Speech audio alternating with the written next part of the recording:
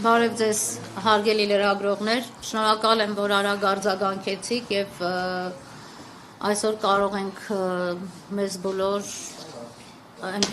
մեզ բոլորիս հուզող հարցերի պատասխանները, որքանով որ հնարավոր է եւ որքանով թույլ կտա երեխաների լավագույն շահը, այդ բոլոր հարցերին ես կպատասխանեմ եւ մի փոքր կներկայացնեմ այն ամենը, ինչը որ տեղի է ունեցել մայիսի 3-ից սկսած, այսինքն այն ժամանակվանից սկսած, երբ մենք արդեն ներգրավել ենք այս վարույթով։ Եթե նկատեցիք, ես ասեցի երեխաների լավագույն շահի համատեքստում ես կներկայացնեմ ամենը, այլ ոչ թե այս ամենը կներկայացվի անմեղության կանխավարկածը հաշվի առնելով, քանի որ սա այն դեպքն է, ինչի մասին արդեն իսկ 3 անդրադարձել եմ, երևի թե անմեղության կանխավարկածի մասին խոսելը արդեն իսկ նպատակահարմար չի լինի։ Իհարկե հասկանում եմ, որ իրավապաշտպան լինելով իմ այս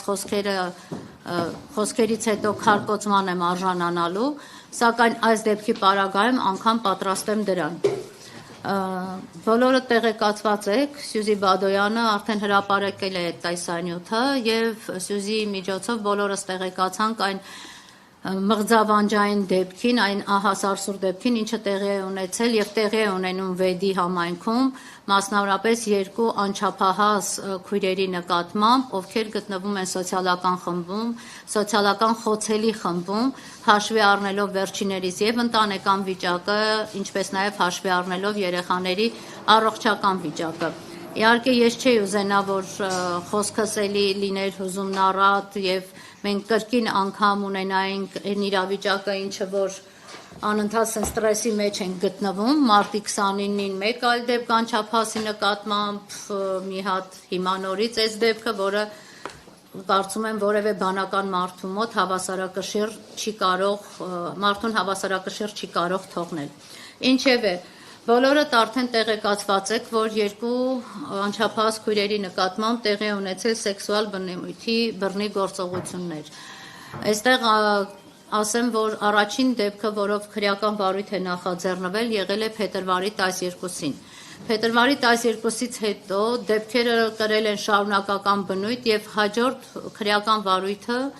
արդեն նախաձեռնվել է ապրիլի 22-ին։ Խնդրում եմ ձեր ուշադրությունը այն հանգամանքի վրա կենտրոնացնել, որ պատկերացրեք ինչի մասին ենք խոսում։ Առաջին հաղորդումը, որը տրվել է, ընդ որում հաղորդումները տրվել են դպրոցի տնօրեն, հոգեբան, հավաքարարի կողմից, ովքեր նկատել են երեխաների նկատմամբ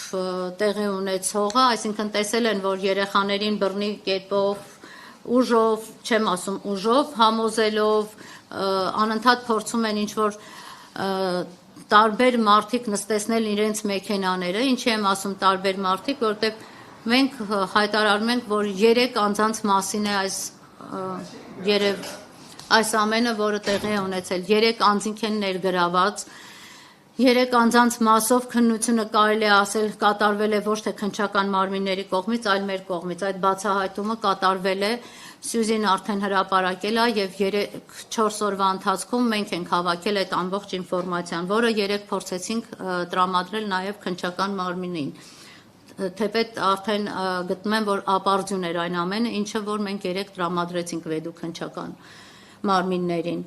Ինչևէ փետրվարի 12-ից սկսած մասնավորապես 15 տարեկան երեխա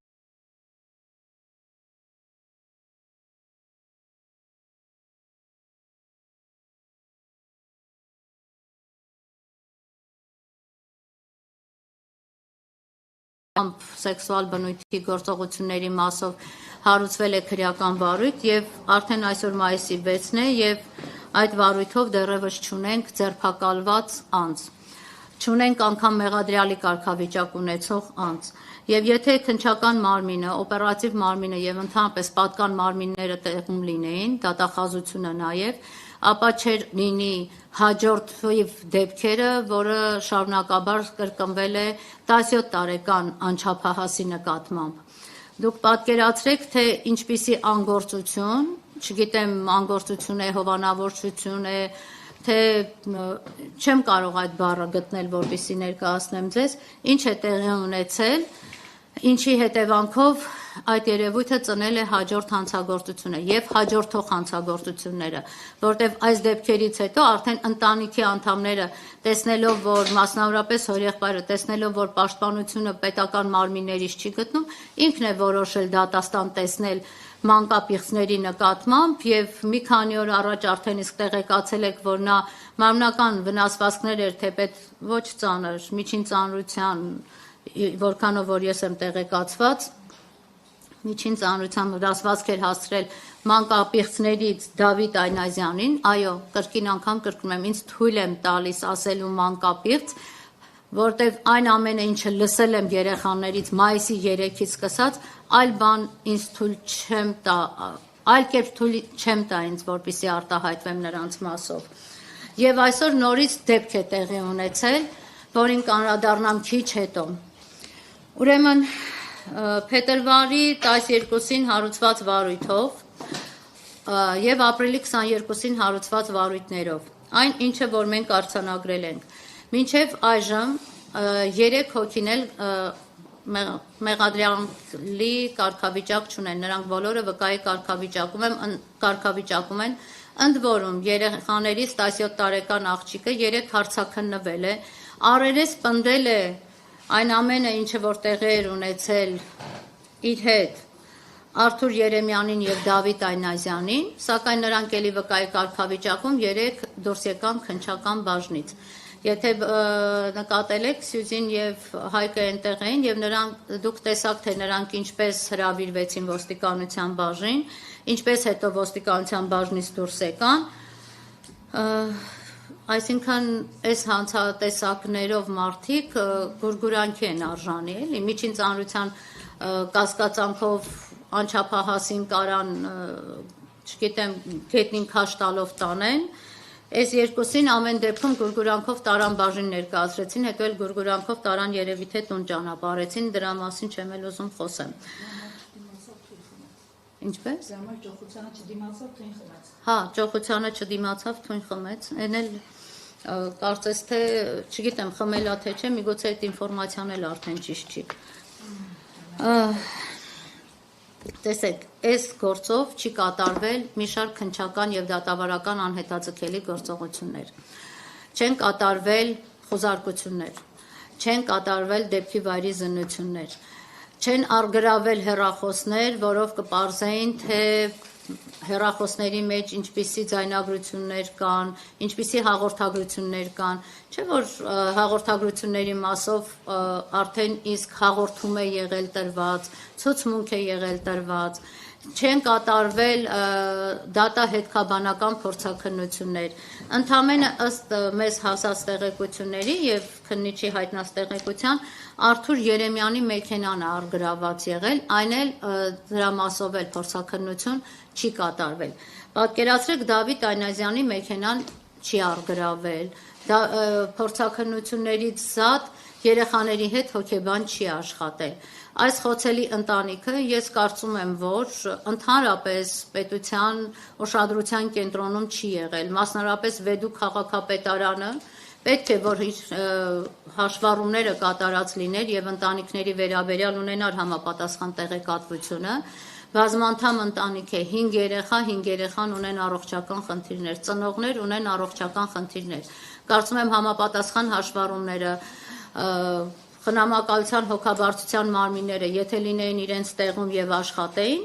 ապա այս դեպքը չէր լինի եւ այս երեխաների ճակատագիրը այս աստիճանի չէր խեղվի։ Դեպքը բնականաբար հասկանում ենք, Վեդի համայնքը այնքան էլ մեծ չի, բոլորը շատ ավելի շուտ են այս ամենի մասին տեղեկացել։ Պատկերացրեք փետրվարից ապրիլ